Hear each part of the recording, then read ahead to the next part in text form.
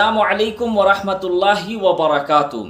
ज़कात के मुताल्लिक अहम मसाइल मैं बताने जा रहा हूँ, जल्दी से सुनिए और इंशाअल्लाह इन मसाइल को मैं बता रहा हूँ, आपको इधर उधर पूछने की ज़रूरत नहीं होगी। किताबुल मसाइल से बहुत अहम किताब है, उससे मैं बता रहा हूँ कि अगर निसाब पर एक साल पूरा गुजर जाए तो उसकी ज़कात की अदायगी वाजिब हो जाती है। यानी अगर निसाब तक है और एक साल गुजर जाए तो फ़ौरन ज़कात दे देने का।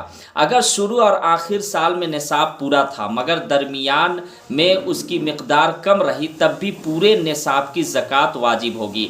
यानी ये मसला ये समझिए कि आपके पास शुरू में और आखिर में पूरा निसाब था। मिसाल के तौर पर बीच में कम हुआ, शुरू में आपके पास 2 लाख रुपया था, उसके बाद बीच में घटा, तो अब आखिर में एक साल के बाद देखें कि आपके पास कितना पैसा, जितना है 5 लाख है तो पूरे माल का 2.5% निकालना है, 4 लाख है तो पूरे का, बीच में घटे बढ़े उसका एतबार नहीं किया जाएगा। इसी तरीके से दौराने साल में जिस कदर इजाफा हो उस सब पर आखिर साल में ज़कात वाजिब होगी। यही मसला मैंने बताया कि अगर बीच में आपका पैसा में इजाफा होता है तो फिर आखिर में एक साल गुजरने के बाद पूरे माल पर आपको ज़कात देनी है। इसी तरीके से ज़कात के उजूब के लिए कमरी साल का एतबार किया जाएगा, यानी उर्दू के साल को मुतय्यन करे। शमसी यानी अंग्रेज़ी तारीख़ के हिसाब से ज़कात नहीं देंगे, बल्कि उर्दू की तारीख़ से एक साल के बाद आप एक तारीख़ मुतय्यन कर लेंगे कि हम 1 रमज़ान को हर साल अदा करते हैं, या फिर आप किसी और महीने में, ऐसा नहीं कि रमज़ान ही में ज़रूरी है, और किसी तारीख़ में भी आप मुतय्यन कर लेंगे। इसी तरीके से है ज़कात जैसे ही ज़कात जल्द से जल्द अदा करनी चाहिए, बिला उज़्र ताख़ीर करने से आप गुनहगार होंगे।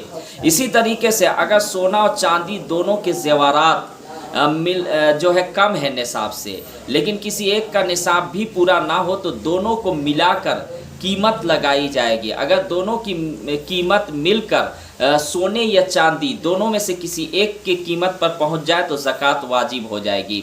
अच्छा, दोनों की जब कीमत लगाई जाएगी तो चांदी के एतबार से निसाब तक पहुंच जाएगी तो ज़कात वाजिब हो जाएगी। यानी सोना आपके पास निसाब से कम है और चांदी भी निसाब से कम है, तो दोनों को मिलाकर आप देखें कि जो है 612 ग्राम 360 मिलीग्राम चांदी के बराबर होती है, यानी उसकी कीमत के बराबर अगर हो जाती है तो आप पर ज़कात फ़र्ज़ है। इसी तरीके ज़ेवर के साथ अगर रुपया या सामान तिजारत मौजूद हो, अगरचे ज़ेवर का वज़न निसाब तक ना पहुंचता हो, लेकिन सब मिलाकर कीमत चांदी के निसाब तक पहुंच गई तो ज़कात वाजिब हो जाएगी। यानी मिसाल के तौर पर आपके पास ज़ेवरात है और वो निसाब तक नहीं पहुंच रहा, और लेकिन उसके अलावा आपके पास पैसा है या सामान तिजारत है, अगर उन सब को मिलाकर चांदी की कीमत तक पहुंच जाए, यानी 612 ग्राम 360 मिलीग्राम 52.5 तोला जो ग्राम के हिसाब से, अगर इतनी कीमत पर पहुंच जाए तो ज़कात वाजिब हो जाएगी। इसी तरीके से अगर किसी साहबे निसाब शख्स ने हज की नीयत से रुपया जमा कर रखे थे तो उसी दौरान सालाना ज़कात निकालने का वक्त आ गया तो उस पर हज के लिए रखी हुई पूरी रकम की ज़कात निकालना भी लाजिम होगा। या अगर कोई हज की नीयत से पैसा जमा किया हुआ है और एक साल गुजर गया, ज़कात का वक्त आ गया, तो पूरे माल से जो है आपको 2.5% ज़कात निकालनी पड़ेगी।